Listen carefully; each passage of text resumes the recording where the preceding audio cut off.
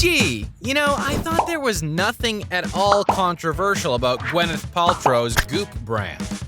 Newsweek reports that two men attending an event at the Goop store in the Hamptons caught on fire after rubbing alcohol caused an explosion on the premises, according to authorities. Apparently, during the event, someone added alcohol to a sterno can. The cans you use as a heat source. Someone put rubbing alcohol in there to be used with candles, which ignited and caused a large explosion. One of the men was in serious condition after the incident, with burns on his back and face. The other man suffered facial burns and was transported by ambulance to a hospital. Surprisingly, this isn't the first time the actress's brand or her candles have been linked to a fire. A Texas man sued Goop in 2021 over the brand's vagina-scented candle that he claimed exploded on his bedside table. Colby Watson filed a class action complaint and sought damages of $5 million, alleging that after burning the candle for 3 hours, it became engulfed in high flames and left a black burn ring on his nightstand. Oh yeah, Colby? Vagina-scented candle on your bedside table? Right next to the lotion, perhaps? And earlier that same year, a woman named Jody Thompson won the same vagina-scented candle in an online quiz. She, too, claimed the risque product caused chaos after lighting it, causing an inferno in the room. Is it really that hard to make a candle, Gwyneth? Here's an idea. If you want a candle, go to IKEA.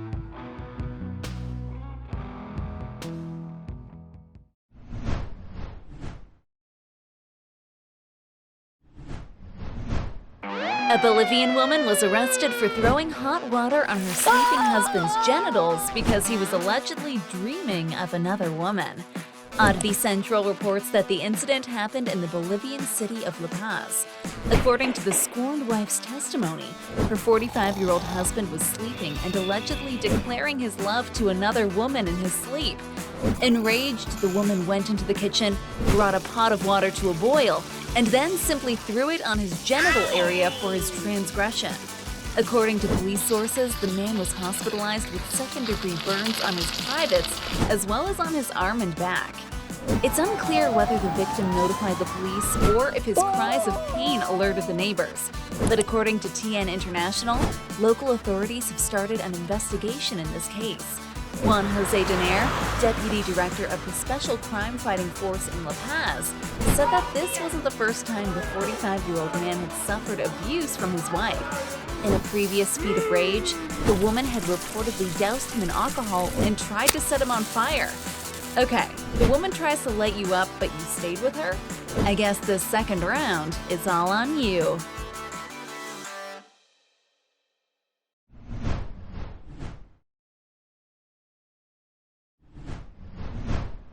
Man, family cookouts must have been a real treat in this household. Florida Times Union ran an obituary for Lawrence Pfaff Sr., who passed away on June 27, 2022, at the age of 81. It was written by his son, Lawrence Jr., and Jr. did not hold back. His love was abundant when it came to himself, but for his children it was limited, Lawrence Jr. wrote. He added, "From a young age, he was a ladies' man and an abusive alcoholic, solidifying his commitment to both with the path of destruction he left behind, damaging his adult children and leaving them broken." Jr. continued, "Lawrence Sr.'s hobbies included abusing his first wife and children.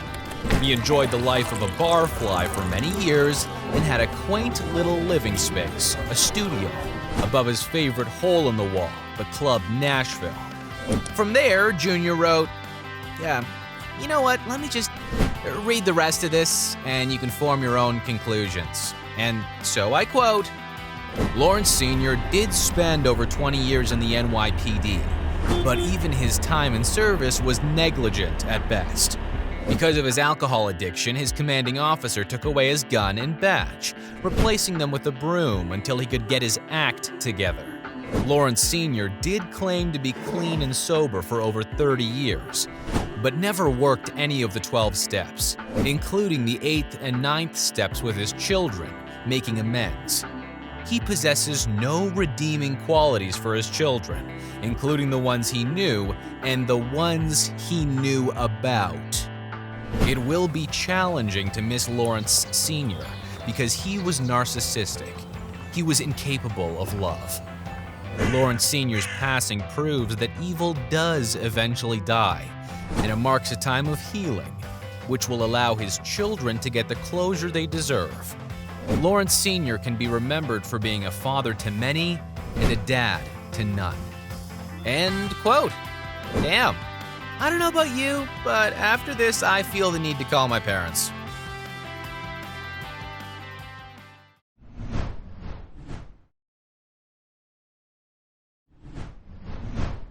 I think we've all experienced a food delivery order take way longer than it should, but has it ever crossed your mind to react by calling an attorney? The Sun reports that a Deliveroo customer won a legal battle with the delivery company after her burger and fries arrived 3 hours late. 27-year-old Faye Holliday from Leeds, England, was promised that her Baconator with fries would be delivered within 30 minutes. It arrived just after midnight, long after Faye had given up hope and gone to bed. She refused to take the meal and demanded a refund, but Deliveroo ignored her complaints, charged her the full price, and just thanked her for her feedback. Faye then took the company to court, and Deliveroo offered no evidence, settling for 75 British pounds, or about double the cost of the meal. This paves the way for other customers to make similar claims. I took a stand and I'm so pleased I won. Not just for me, but for other people, Faye said. She added, I spent an hour arguing with them, so I decided to give them a headache. Deliveroo apologized, saying, we're pleased to have reached a solution and the claim has been settled. I wonder how long before we see commercials from those ambulance chasers looking to help the victims of late food deliveries. RESPECT. Click the subscribe button and find out what it means to me. Nah, that doesn't have a ring to it. But if you like videos about real news stories that are funny, stupid, or weird, subscribe now.